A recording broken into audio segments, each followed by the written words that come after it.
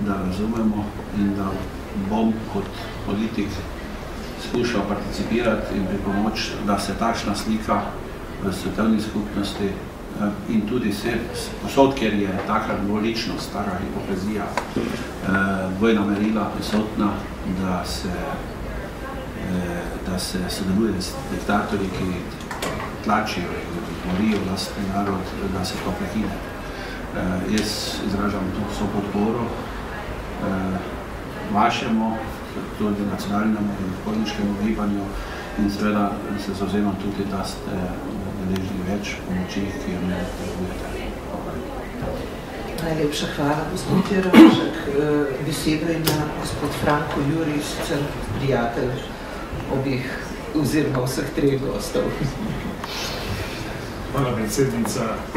Jaz sem še posebej počaščen in zadovoljen, da smo se danes tukaj sestali, kajti ne gre samo za neformalni pogovor, ampak domnevam, da iz tega pogovora bo tudi odbor za zunanje zadeve predlagal naši vladi in ministrstvu, pa zunanjemu ministru, s katerim se boste pojutrišnjem tudi sestali, da vendarle Slovenija konkretno ukrepa tako politično znotraj vseh forumov, kjer ima svoj glas in tudi določen vpliv, zlasti znotraj Evropske unije, kot tudi bilateralno, bi rekel, z konkretno podporo, ki se je nakazala že v času predsednika Drnovška in bi rekel tudi prej, 99. leta, ko je Slovenija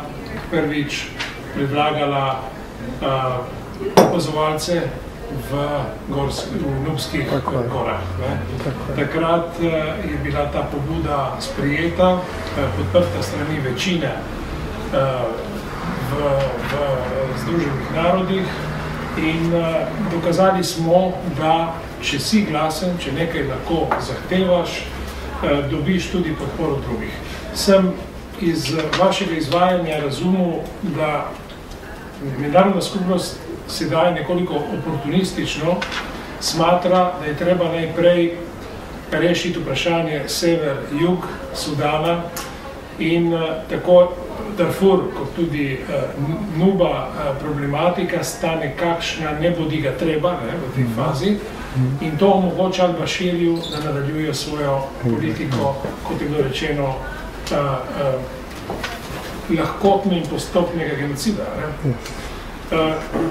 Torej, jaz predlagam, da bi na eni od naslednjih sej OZP-ja sprejeli sklep, s katerim bi predlagali vladi Republike Slovenije oziroma zunanjemu ministrstvu, da najprej ne konkretno pomaga akciji, ki se zdaj izvaja v prid humanitarnim potrebam v Darfurju, s konkretno pomočjo za tehnologijo, ki kompenzira manjko prič in opazovalcev in predvsem, da bi Slovenija poslala dol vsaj eno napravo, en vrtalni stroj za izkoriščanje vodnih zalog, ki so pod zemljo. Torej, da bi Slovenija simbolno bila prva, ki pošlje tak stroj in predlagala vsem evropskim državam naj postorijo isto.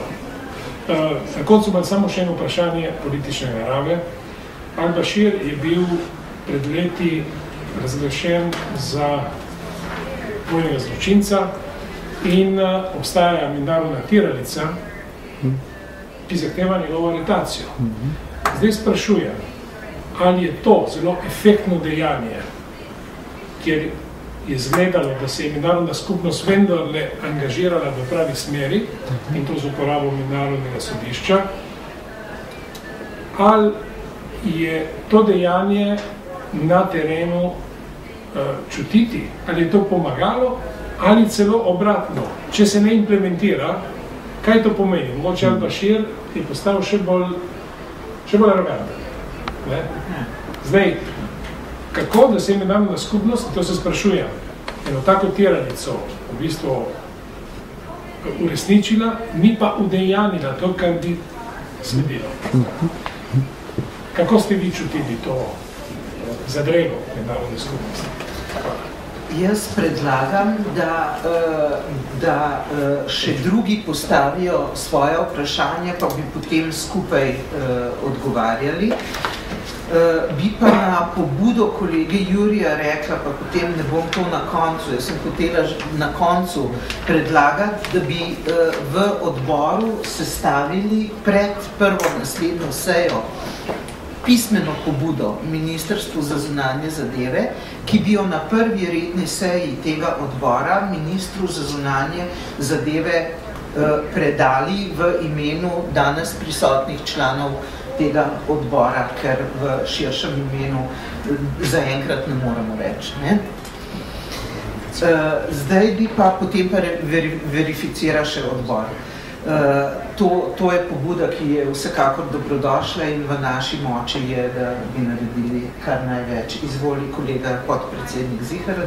Hvala za besedo. Tudi z moje strani lep pozdrav našim gostom, ki smo jih preko gospoda Križnarja kar dobro spoznali na naših medijih. O Sudanu in o problematiki Darfurja to je stalno na agendi Evropske unije, vendar ravno na zadnjem zasedanju zunanjih ministrov, pa že spet je, mislim, da je bilo nekih 19 sklepov mrtvih čak na papirju. Predvsem